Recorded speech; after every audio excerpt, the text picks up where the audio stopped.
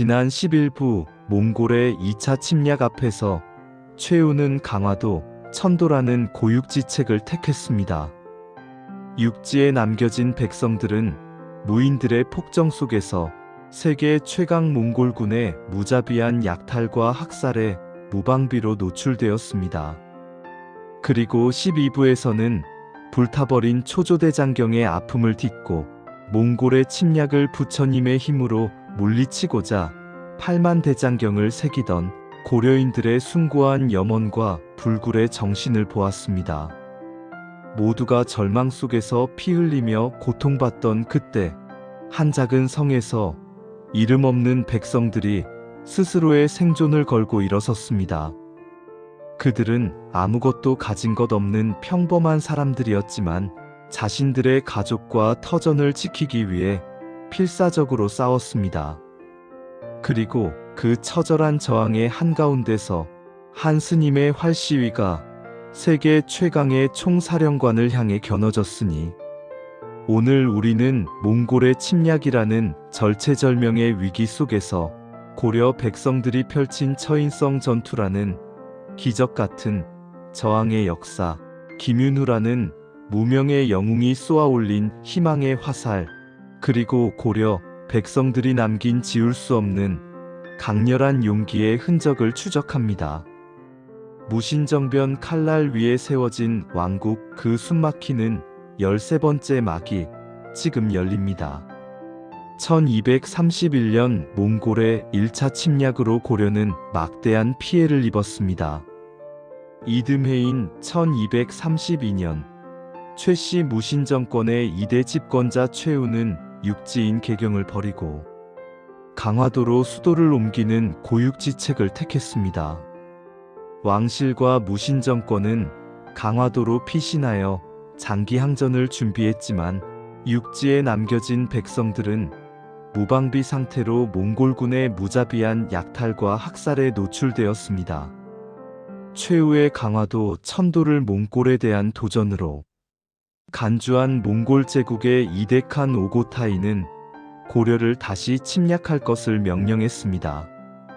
경험 많고 용맹한 몽골의 대장군 살리타이는 몽골군을 이끌고 고려를 향해 다시 진격했습니다. 몽골군은 육지에 남겨진 고려의 성들을 함락시키고 백성들을 무자비하게 학살하며 수도 개경의 인근까지 진격해왔습니다.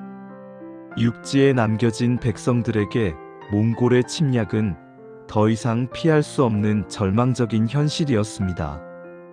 살리타이의 몽골군은 남하를 거듭하며 수도 개경의 인근까지 접근했습니다.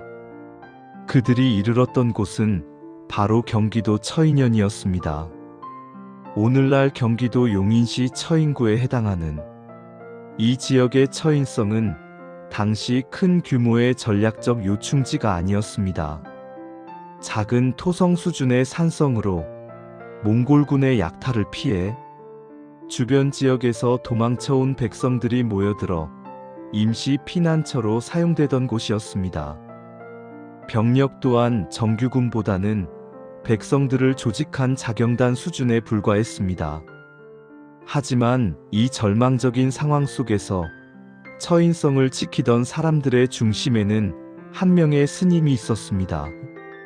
그의 이름은 김윤후였습니다. 그는 원래 곡산성에 있던 승려였으나 처인성으로 피난해온 백성들을 독려하며 방어에 참여했습니다.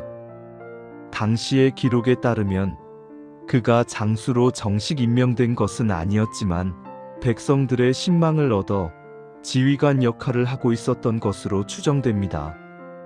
칼 대신 연부를 외던 승려가 나라의 운명을 건 최전선에 서게 된 것입니다. 1232년 겨울 몽골의 총사령관 살리타이는 작은 처인성을 별 대수롭지 않게 여겼습니다. 개경 근처까지 온 마당에 작은 성 하나쯤은 쉽게 함락시키고 지나갈 수 있다고 생각했던 것입니다. 몽골군의 압도적인 숫자에 비하면 처인성의 수비군은 보잘것없었습니다. 하지만 처인성에 모인 백성들은 자신들의 목숨과 가족을 지키기 위해 필사적으로 몽골군에 맞섰습니다.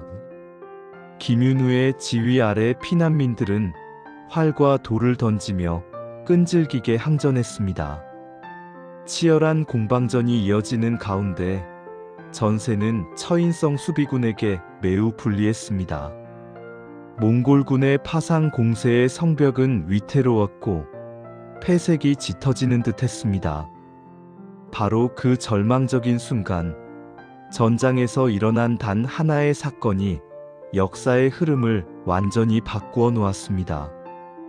김윤후가 몽골군 지휘부의 중심에 있던 살리타이를 겨냥해 활시위를 당긴 것입니다. 김윤후의 화살은 마치 신의 뜻처럼 정확하게 살리타이의 심장을 관통했습니다. 세계 최강 몽골군의 총사령관 살리타이가 고려의 이름 없는 스님이 쏜 화살 한 방에 쓰러져 전사한 것입니다. 믿을 수 없는 이 소식은 몽골군 전체에 엄청난 충격과 혼란을 안겨주었습니다. 지휘 체계가 마비되고 사기가 땅에 떨어진 몽골군은 더 이상 전투를 지속할 수 없었습니다. 총사령관을 잃은 몽골군은 결국 처인성 전투에서 철수하여 개경으로의 진격을 멈추고 북쪽으로 퇴각하기 시작했습니다. 김윤우의 단 한 발의 화살이 고려를 향한 몽골군의 거침없는 행보를 막아세운 것입니다. 처인성 전투는 당시에는 작은 전투였지만 몽골의 총사령관이 전사했다는 점에서 고려 역사의 한 줄기 빛을 던진 기적 같은 승리로 기록되었습니다. 처인성 전투의 영웅 김윤우는 이 공로로 섬낭장이라는 벼슬을 받으며 무관으로 전직했습니다. 불교계에서 활동하던 승려가 전쟁에 공을 세워 고위 무관이 된 것은 매우 이례적인 일이었습니다. 이는 처인성 전투와 김윤우의 공적이 얼마나 대단했는지를 보여주는 증거입니다. 이후 김윤우는 몽골과의 전쟁에서 계속 활약했습니다. 특히 1253년 몽골의 5차 침입 때는 충주성 방어전에서 또다시 큰 공을 세워 수사공 우복야라는 더욱 높은 관직에 오르며 고려의 대몽항전 영웅으로서 이름을 떨쳤습니다. 처인성 전투는 단순한 승리 이상의 의미를 가집니다. 모두가 절망에 빠졌던 순간 백성들과 한 스님이 힘을 합쳐 거둔 이 기적 같은 승리는 몽골군에게도 큰 충격을 주었습니다. 비록 고려 왕실은 강화도에 피난해 있었지만 육지의 백성들은 굴하지 않고 끈질기게 저항할 의지를 가지고 있음을 보여준 상징적인 사건이었습니다. 김윤우의 활약은 고려인들에게 우리도 몽골군을 물리칠 수 있다는 자신감과 희망을 불어넣어 주었습니다. 김윤우와 처인성 전투는 고려 역사에 영원히 지워지지 않는 백성의 승리의 흔적으로 남아있을 것입니다.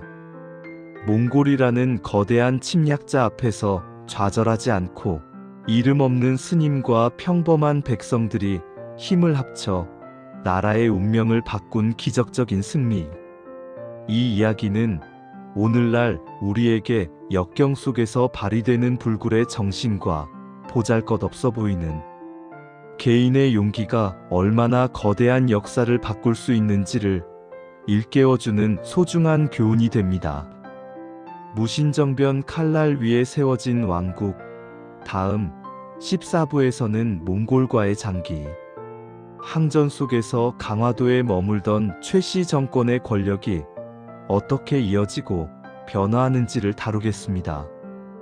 긴 시간 함께 해주셔서 감사합니다.